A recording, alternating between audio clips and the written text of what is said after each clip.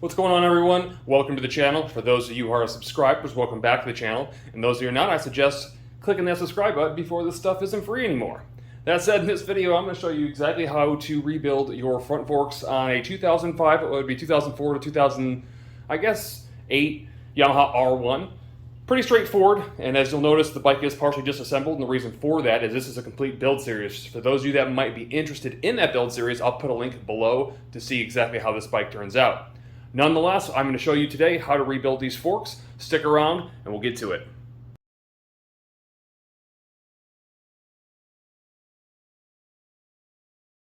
Alright, so getting right into it. You'll notice obviously I don't have fairings and everything on the bike.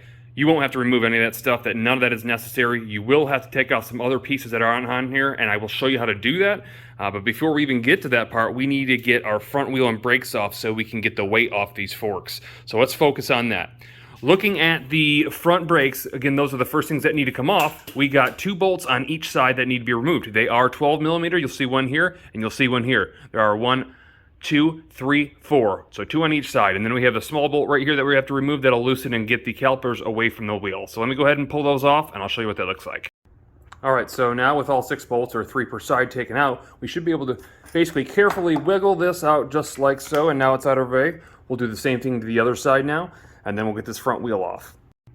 So next step is going to be taking off, again, the front wheel. To do that, we have a few bolts to remove. We're going to take out the 2 Allen bolts on this side, of the side that the actual bolt going through the axle bolt is. You don't want to take off the following side. And the reason why, this is actually a nut in here, and you want to keep that tight so we can loosen this side. So that side is not necessary to be taken out. We'll start by taking these out real quick, and then loosening this bolt right here. We are now going to take our 22 millimeter socket and impact wrench, and we're going to remove the axle as the wheel will slide down just shortly after. Okay, so our axle bolt is out. Now it is time to loosen the 2 on this side, and we'll go ahead and tap this axle straight out, and again the wheel will drop right out. Okay, so for me, I have a longer, thinner axle bolt, so all I do is kind of tap it forward just a little bit, and then I go ahead and tap the old axle all the way out, like so. You'll see that our axle just fell out there. I'm going to go ahead and pull this one out now, and I'll let the wheel release. Alright, so now it's time to start unbolting these forks. I'm going to give you a little tip that a lot of people don't tell you, but it's definitely a huge help factor for you guys.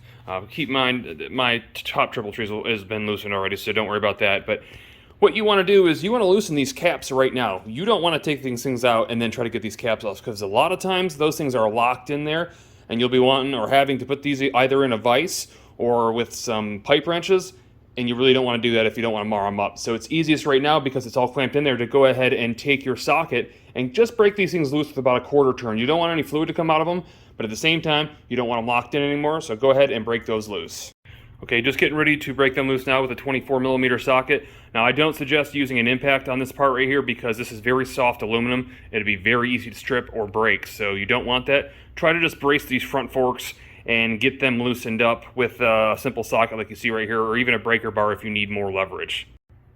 First step in getting these handlebars loosened up, it's going to be basically loosening up these 2 bolts right here. That'll loosen your actual clip-ons, and it will reveal basically the bolt that you see that goes right here. Mine's taken apart because, well, my bike's been smashed, so we're kind of working on fixing it. But again, that will loosen the bolt that holds on your clip-ons, and your clip-ons will have one more bolt, which will be this bolt that you see right here, which will be poking just down under the sides right here. So go ahead and loosen those up. Make it so your clip-on's able to slide down a little ways, and you know it's loose enough that it can come off.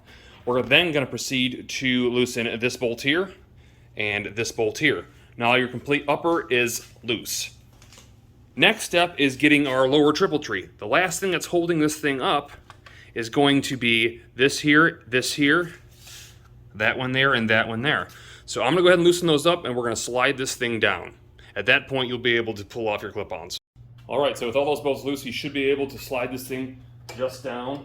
It's going to take a little bit of wiggling, a little bit of turning, like so, but you're going to see that this will slide down. Now keep in mind, when you have this front end jacked up, it's got to have enough clearance to get that wheel off that you already did, but you have enough clearance to slide that whole fork out like you see right here. So here's our damaged fork that we have to replace. You can see it has damage on it here, here, and here. That'll all be disregarded anyways. I have another set we'll rebid, but it doesn't matter because we're going to chuck this one away. Okay, and before I pull out the right side one, I just found another bracket that's holding it on right here. It's a loose bracket. I'm not sure what it goes to because, again, this bike's been wrecked, so you see it's in pieces. But whatever that goes to, whether that be a fairing stay or a gauge stay or whatever it might be, you want to make sure just to remove this small hex bolt right here before you can slide it out.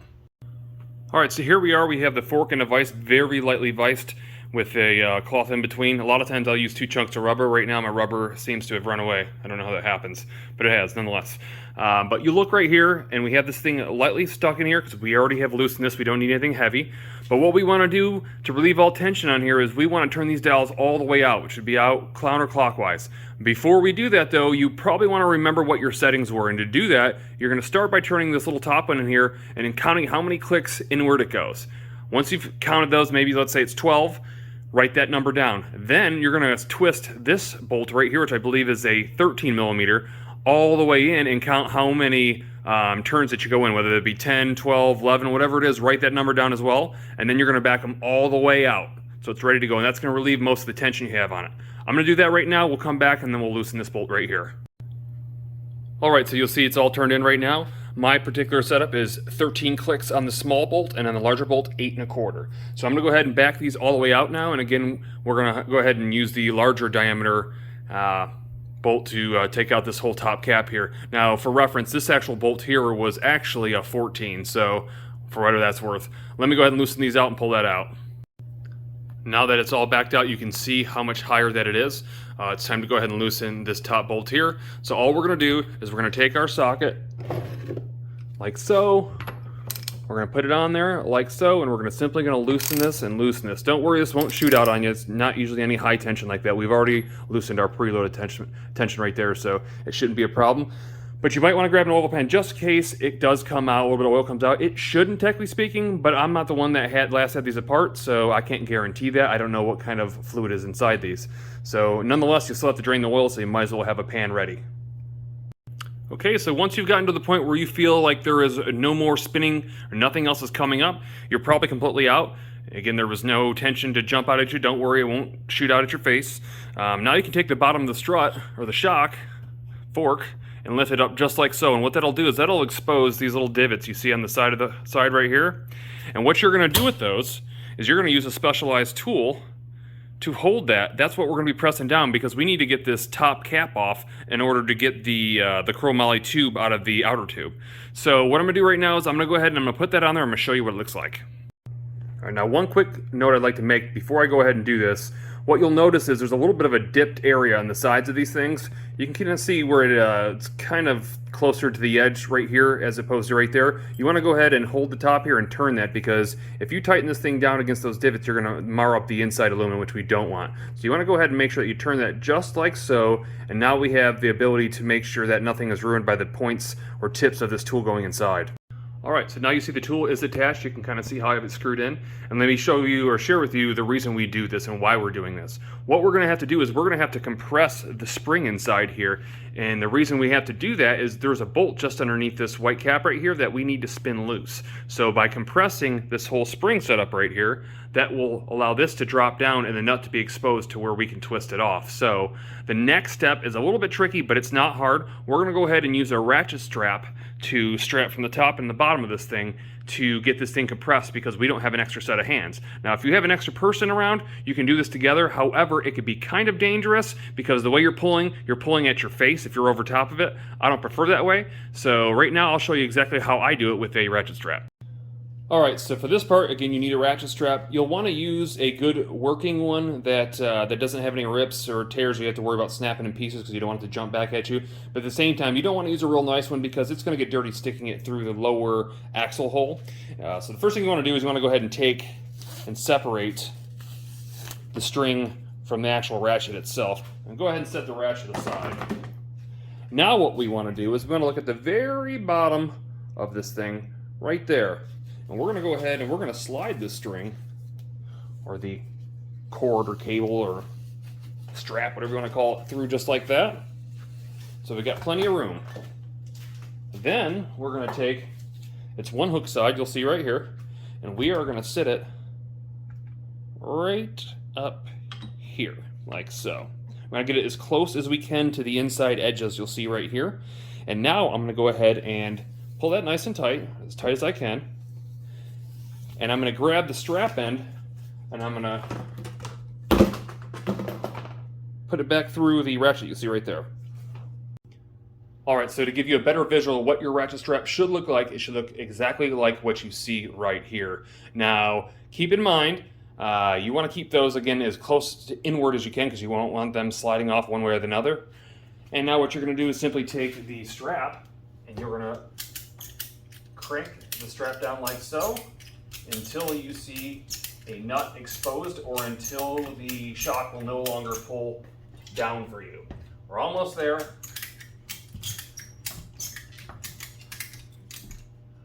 I'm all the way down, and there's the nut exposed that we need to get out. I'm going to go ahead and grab, I believe it's a 13mm wrench, along with my top nut socket, and I'm going to go ahead and spin this thing off real quick. So again, with it compressed, it's actually a 14mm socket, or I'm sorry, open-end wrench you're going to want to use. Go ahead and put your open-end wrench down on the bolt like so.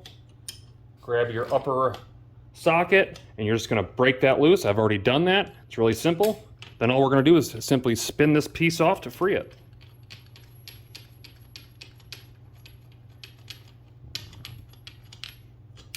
And there you have it.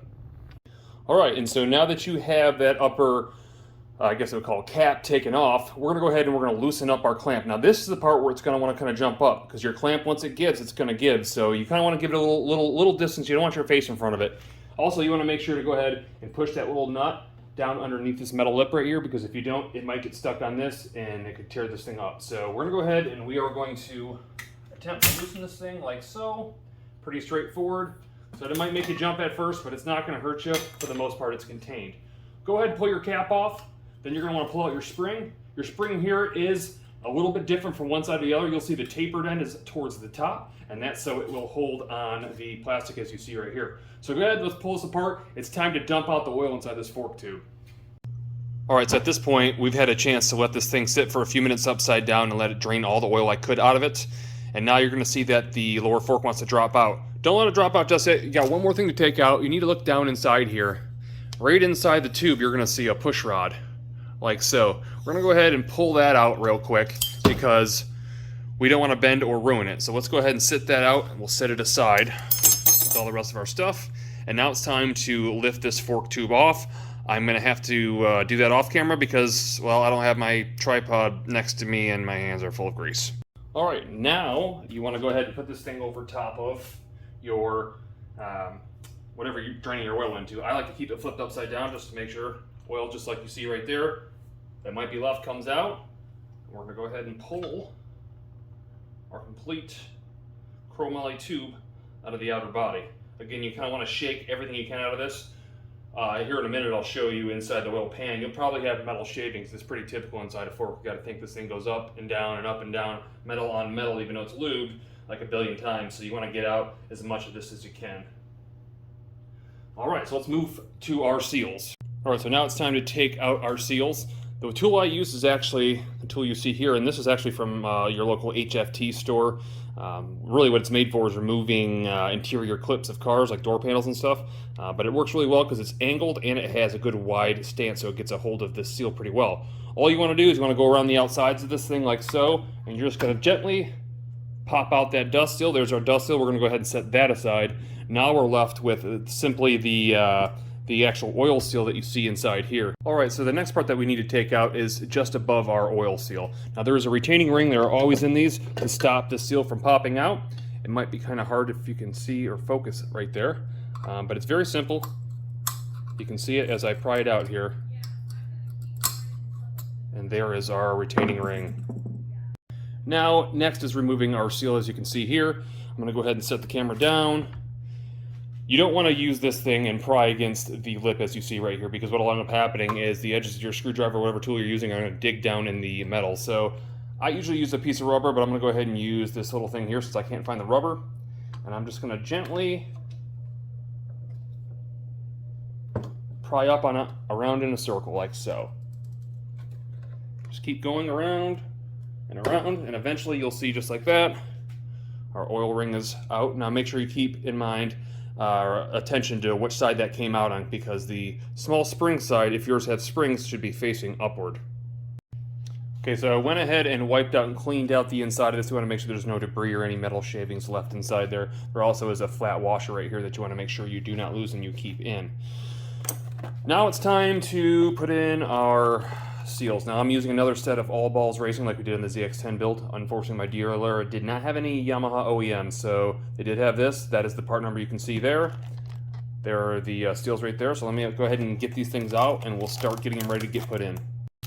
And so here is our seals. We got 2 dust caps and 2 oil seals. One thing I do want to point out with all balls, when you get these, make sure that they're in these pretty little sealed bags, because if they're not, like the ZX10 build, I ended up getting a set that was a return and it had a slit in them. I wasn't very happy, was forced to put in a Chinese version as all I had, and of course it leaked immediately after putting it in. I had to take it back apart once the manufacturer sent another one out, so make sure they're sealed up like this. Anyhow, next step before we go into anything is going to be comparing our new seals to our old seals. So we'll start with the actual fork oil seal itself.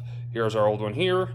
Here's our new one. We want to compare in size, thickness, diameter, all that to make sure that we have a similar product. And from what I can tell, everything's pretty much the same. We got the same tapered edge over here, flat, and then it's sunk down just a hair when it goes like that. So I'm going to go ahead, I'm going to grease this thing up or use the actual oil that we're going to be using inside these fork oils, which is a 10 weight. I'm going OEM. You guys can do whatever you want. For those that are maybe racers out there, you might want a little bit heavier oil. The heavier the oil, keep in mind, it's going to be a stiffer ride. So I'm not a race expert. I can't tell you what to use. All I know is OEM use 10 weight, and it seems to work for me. Okay, so now that we have a good amount of oil on it, we're going to go ahead and we're going to press down and get this thing back into our fork tube as it should be. You want to make sure that everything is seating flat. Now, what you might have to do if this is a tight fit, simply take a socket that's similar size and just use a nice light mallet and just to barely tap that thing down in.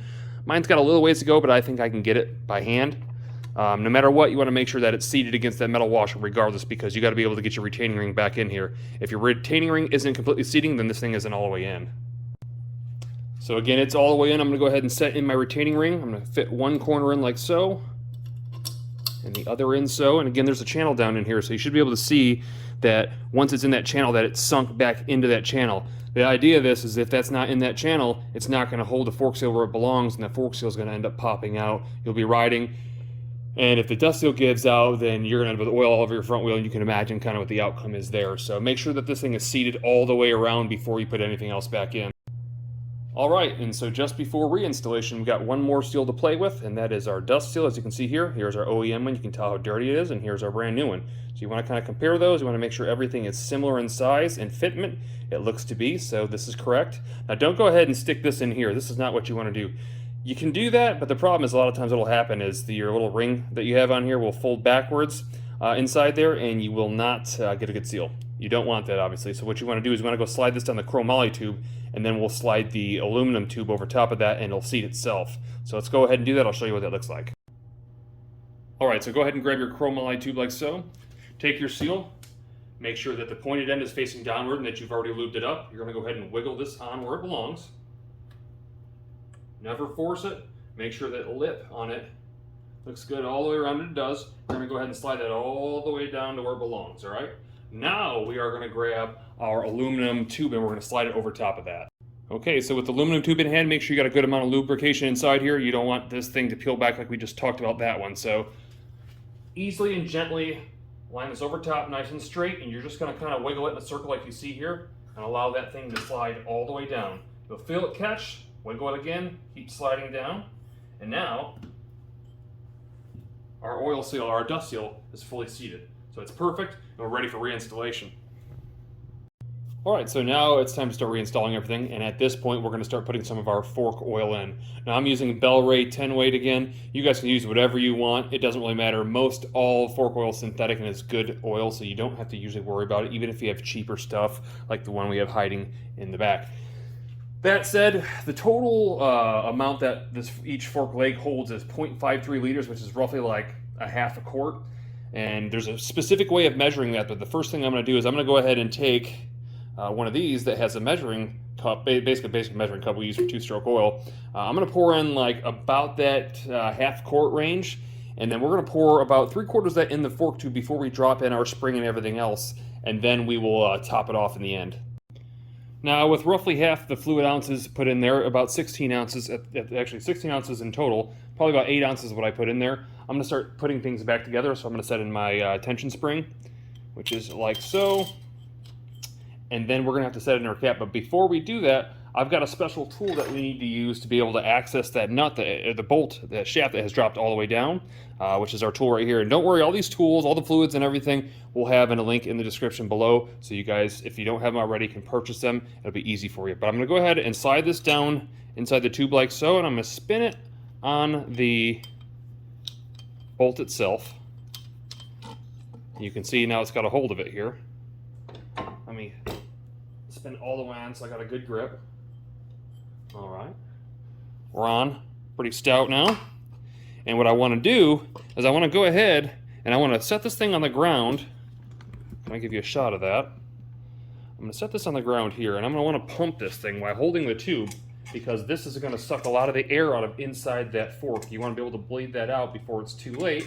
You don't want a spongy, bad suspension prior to doing or after doing this. So this should be about, I don't know, 10 or 12 pumps you should be able to get with this, and then we'll start setting the other pieces on, and we'll top off our oil just before we put on our cap. So that's probably good for pumping.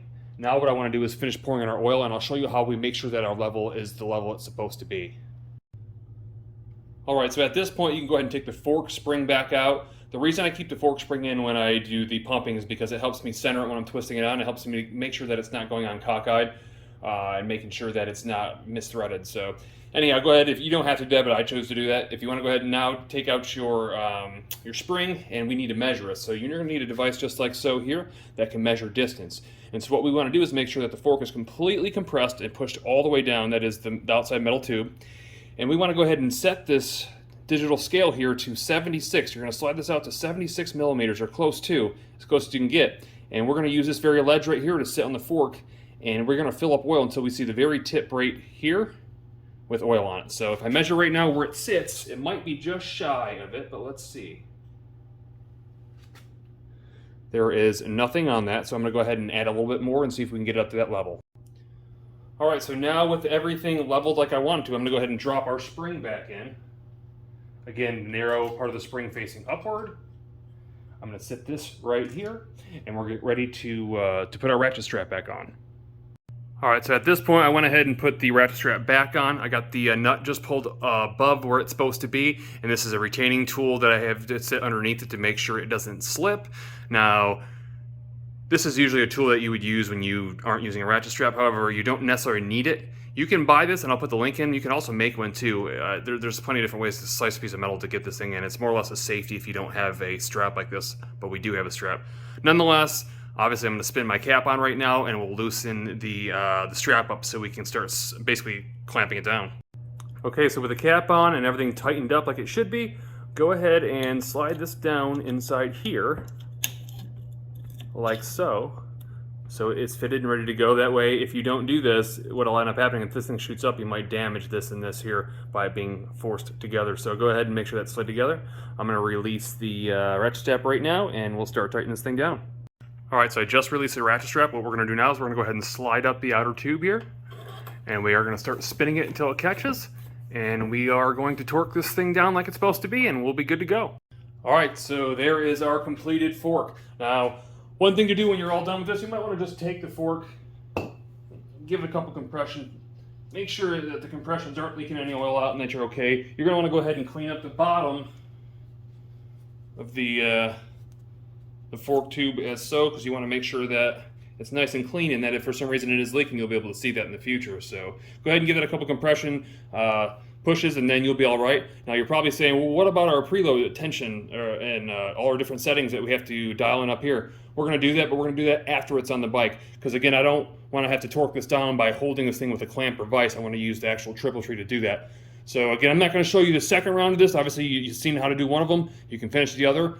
I'm not going to show you how to put the forks back in because that's common sense, but I'll show you the one last part in dialing this thing in. But one thing that's important I wanted to note to you, obviously yours is going to be more well put together than mine is right now, because mine's going under basically a huge it's being changed basically, a full build. So we're changing a lot of the handlebars and stuff like that. But what you're going to want to do Once you get your, basically get all your forks and everything bolted in, or right before you actually bolt them down finally, you're going to want to go ahead and mic the difference. If you have the bike lowered or if you want to just flush, you want to make sure that they're the same level on your triple tree from left to right. You can do that using that same mic that you used when you did your shocks. Next step and final step here, we're going to actually finally now clamp this thing down. So now that it's being held in by everything, we can go ahead and turn our final quarter turn on our forks, and our forks are set. Now all we have to do is dial in our settings for our preload. And after that, guys, that is a wrap. So I hope you guys enjoyed this video and you found it informative.